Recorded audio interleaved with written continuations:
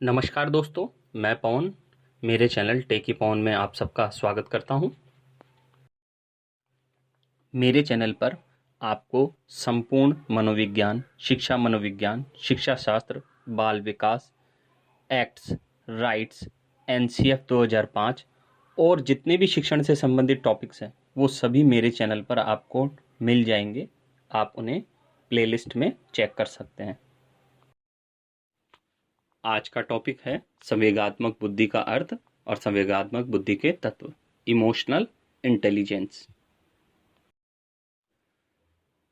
संवेगात्मक बुद्धि, सबसे पहले इसमें हम संवेग देखते हैं। इमोशंस क्या होते हैं? इमोशंस शब्द की उत्पत्ति लैटिन भाषा के इमूवर से हुई है, जिसका अर्थ है उत्तेजित करना।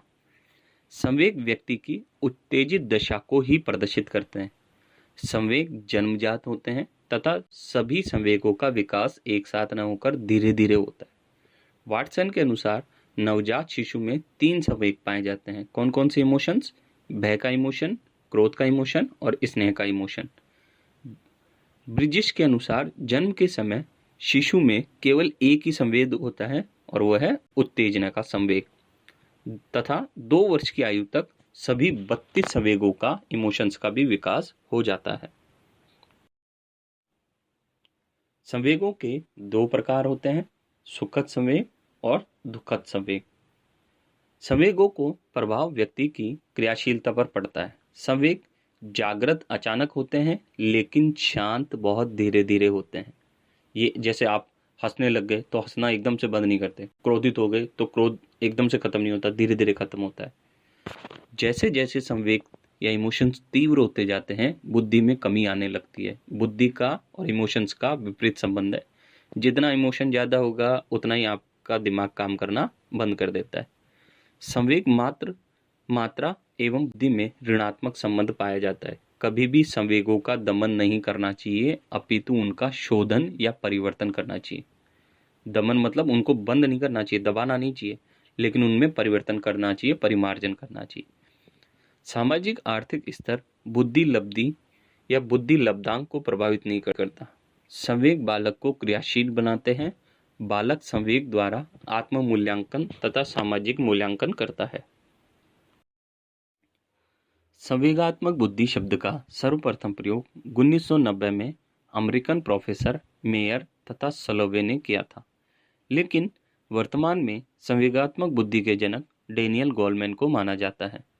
इन्होंने 1995 में अपनी पुस्तक संवेगात्मक बुद्धि, बुद्धि लब्धि से अधिक महत्वपूर्ण क्यों के माध्यम से इस विषय पर अपने विचार व्यक्त किए हैं। अब देखते हैं इसका अर्थ संवेगात्मक बुद्धि का। संवेगात्मक बुद्धि से अभिप्राय अपनी एवं दूसरों की भावनाओं को जानने, समझने तथा उनका उचित प्रबंधन या अभिप्रेरित करने से है।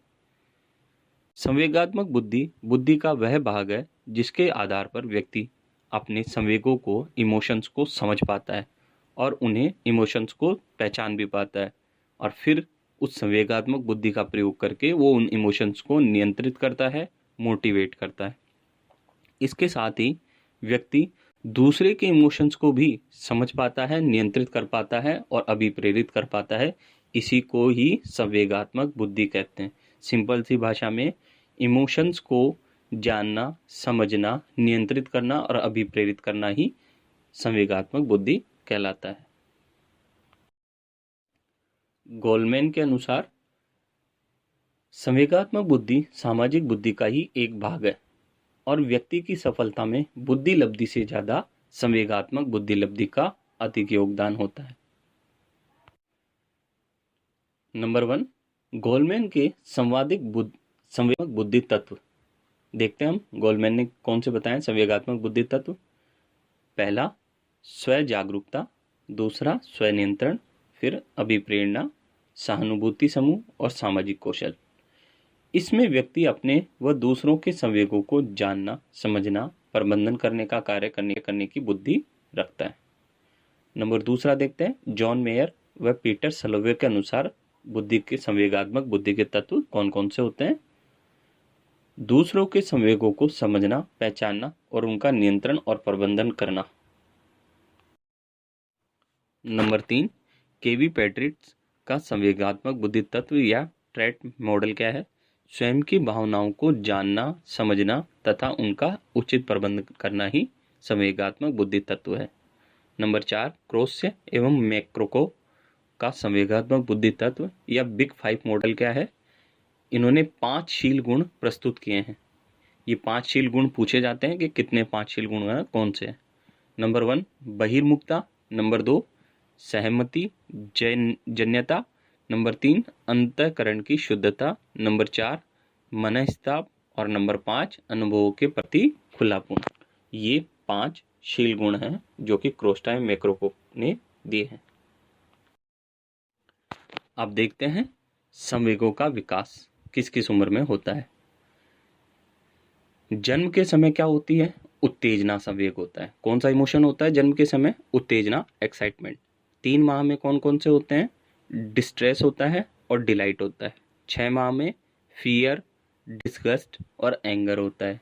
1 साल की उम्र में बच्चे में इलेशन, अफेक्शन फॉर एडल्ट्स होता है। 2 वर्ष की उम्र में जेलसी होती है, जॉय होता है और अफेक्शन फॉर चिल्ड्रन होता है। अब इसका वर्गीकरण देखते हैं। एक्साइटमेंट को 2 भागों में बांटा जाता है, डिस्ट्रेस और डिलाइट में।